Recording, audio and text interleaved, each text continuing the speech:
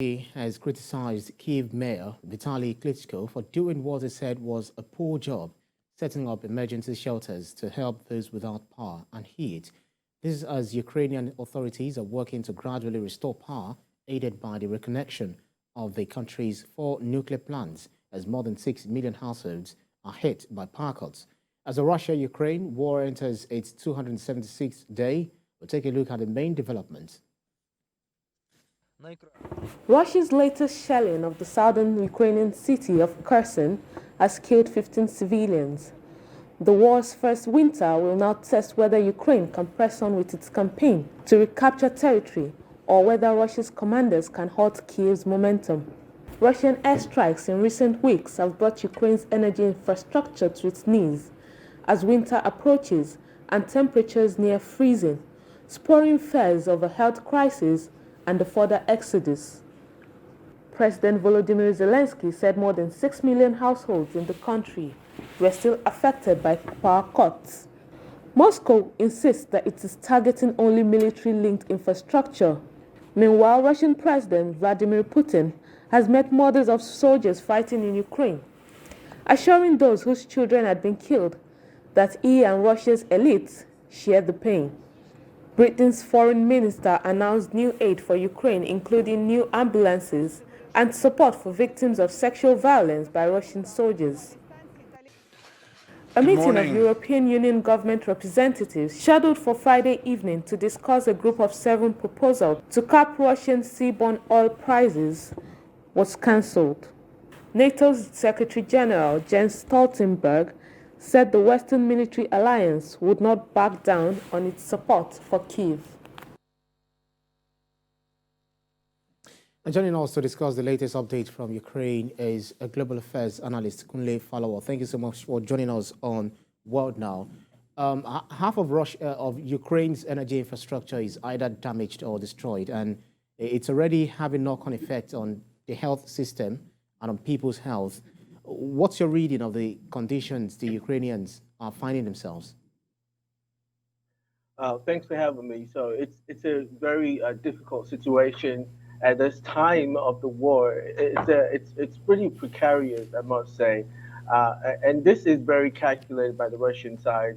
When we look at the antecedents of the war, you realize that it is intentionally dragging all the way to the winter period, where we'll have a difficult weather situation because it's going to be very cold, and the people in Russia and Ukraine will need, most especially Ukraine will need some form of electricity to power their heat, to warm their cars and their, most especially their houses and other daily needs that it's necessary to sustain, especially during the winter season.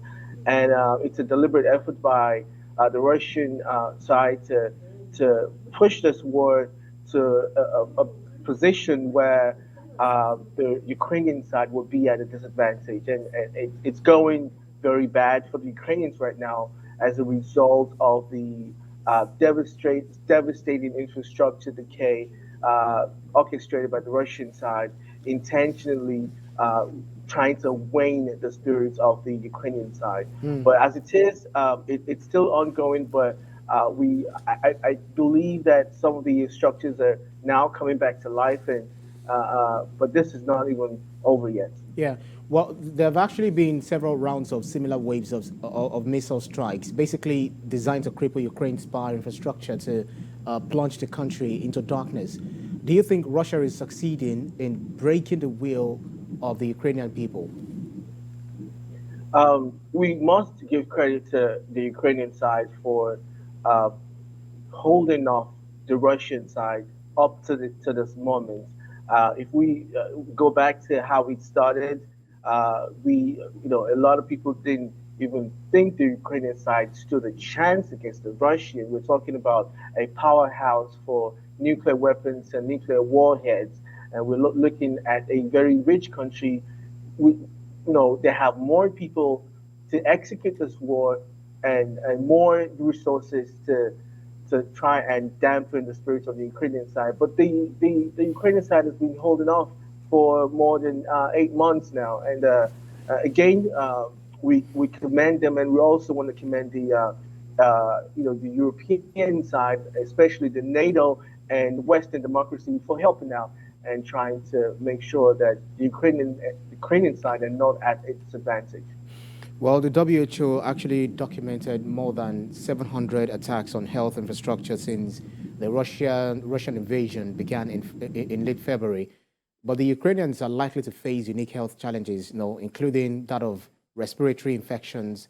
How would you describe the emergency response for the Ukrainians?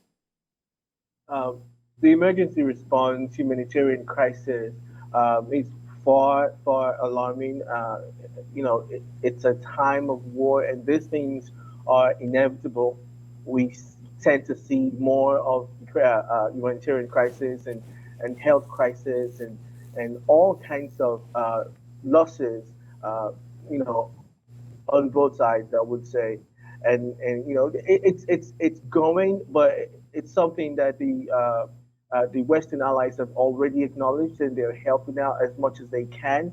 The United States, most especially, and NATO allies, particularly, are spending a huge sum of amount to finance this war to help Ukrainians see that they're not standing alone and they're getting help. So the help isn't enough, but we're optimistic that Western allies will continue to provide that kind of much needed support for the Ukrainian side in terms of humanitarian support, food and medical needs, and the other necessary things that will be needed to hold off and continue to fight this war until we tend to reason with each other in terms of diplomacy to end this war logically.